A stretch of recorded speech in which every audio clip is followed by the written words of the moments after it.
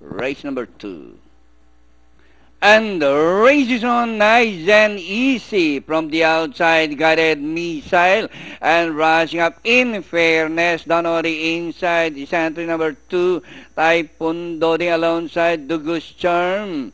And Fly, Aday Fly, passing the half-mile post. It's now in fairness by about 2 lengths, nice and easy. Fly, Aday Fly, racing on the outside, guided missile in between runners Dugus Charm and Typhoon Doding.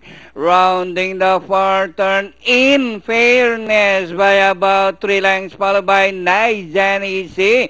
Dugus Charm and Fly, Aday Fly, fighting out for third and fourth position as they race the final corner. In fairness, the favorite still hanging to that 3 lengths lead, followed by nice and easy Dugus Charm, Fly, Aday Fly.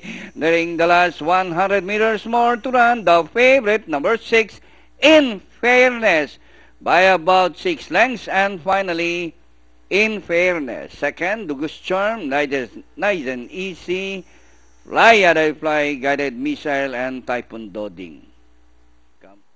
Ang unang tumawid sa linya at